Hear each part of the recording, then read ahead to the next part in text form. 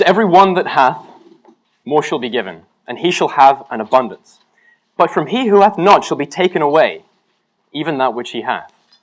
Matthew 35:39. A quote that's often used to describe how the rich get richer and the poor get poorer, but it also applies to education.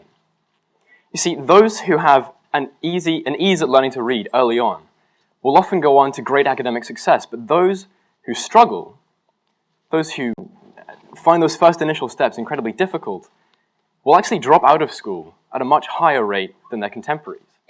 And for dyslexics, for whom learning to read is often a very serious challenge, this problem is compounded by other difficulties, like difficulty paying attention, difficulty learning procedural tasks, and difficulty rote learning anything. And so for dyslexic students, school can be an incredibly difficult place to fit in. But it doesn't necessarily have to be this way. And in fact, recent research is showing that dyslexia actually has upsides. My own personal story of dyslexia is an unusual one. See, I don't have any trouble reading or spelling. And so my underlying dyslexic traits, I have a really hard time paying attention in school. It took me forever to learn how to tie my shoelaces. These underlying traits were hidden by the fact that my teachers couldn't give me enough to read. And so this phenomenon is now being called stealth dyslexia, and it's indicating that actually many more people than realize it are dyslexic. I mean, as a child, I loved school. It was one of my favorite places to be. I got every book on astronomy I could find. I knew the order of the planets before I knew the order of the colors in the rainbow. I would run around fields with a little specimen jar trying to catch grasshoppers and never caught one.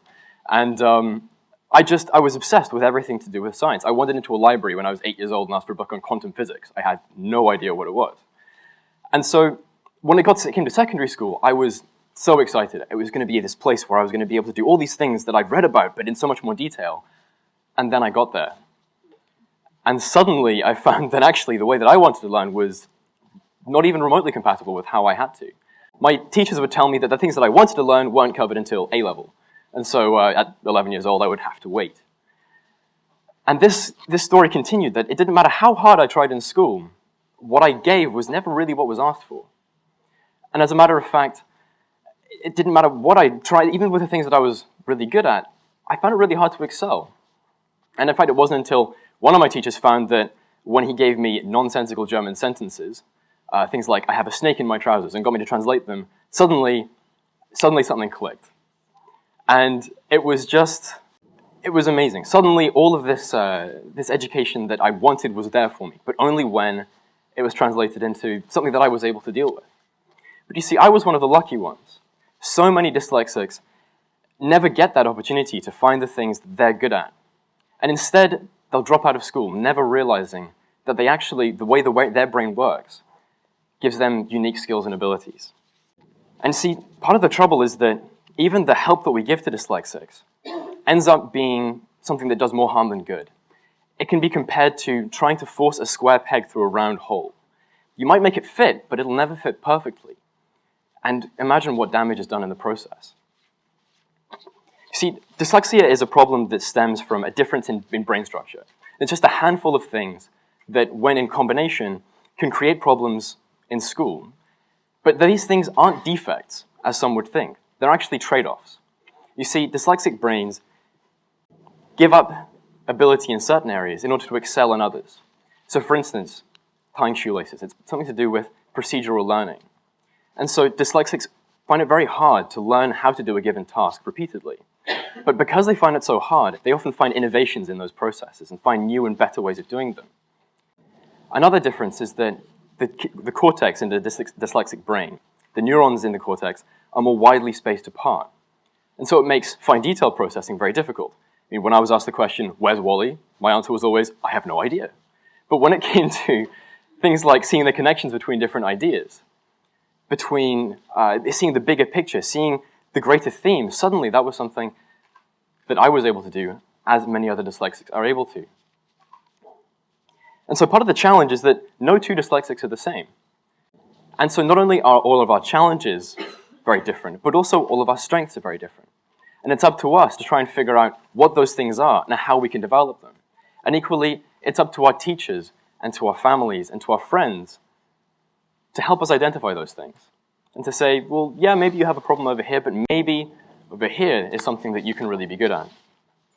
And to help with this, Doctors Brock and Finette-Eide have developed something they call their MIND framework, or MIND, for material, interconnected, narrative, and dynamic reasoning, as things that dyslexics tend to be naturally quite good at. Generally speaking, not all dyslexics will be good at all of them, but all will have at least one. So material reasoning, being good at dealing with the physical world, interconnected, seeing the connections between things, narrative, placing things into stories. I mean, most people wouldn't think of dyslexics as being particularly good authors, but strangely they are. And dynamic reasoning, which is the use of something called episodic simulation to predict how past and future events will occur. Something that's actually incredibly useful for entrepreneurs. And in fact, the connection between dyslexia and entrepreneurship is so strong that it's estimated that up to a third or a half of all entrepreneurs in the US are dyslexic. And so perhaps it's the case that people can succeed not in spite of their dyslexia, but because of it. And in fact, when we look at the great minds from history who have been dyslexic, themes start to occur. Da Vinci, could he have been such a skilled or accomplished inventor without an ability to see how things interconnected and related to each other? Could Einstein have changed so fundamentally the way we think about physics if he hadn't been able to see things from different perspectives?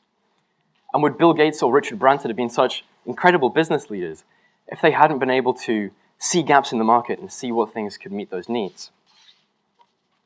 In fact, this link between dyslexia and great achievement is so strong that it's almost inescapable in popular culture. I'm not sure if you remember the Apple adverts from the late 1990s, which challenged us to think different, and where they said, it's the crazy ones, it's the one people who are crazy enough to think they can change the world who actually do. They showed a montage of 17 different great minds like Muhammad Ali or Thomas Edison who changed the world. And they found that actually 11 out of those 17 had some kind of dyslexia. In fact, even Steve Jobs was dyslexic. And so perhaps the challenge is not for us to expect the school system to change to suit us. Maybe instead it's time for dyslexics to find the things that they're good at and develop them for themselves, so that instead of trying to fit in with everybody else, we can find something that we're good at. And so it seems like not a day goes by that the world is not making a new cry for innovation or more entrepreneurship. And it seems like maybe this is something that dyslexics can help with, but only if we embrace the difference rather than trying to correct it. And so I'd like to finish with a quote that's often been attributed to a great mind who is often thought to have been dyslexic, Albert Einstein. Everybody is a genius, but if we judge a fish by its ability to climb a tree, it'll spend its entire life believing itself to be stupid. So perhaps as dyslexics, we need to leave the tree climbing to somebody else and get on with the important business of swimming. Thank you very much.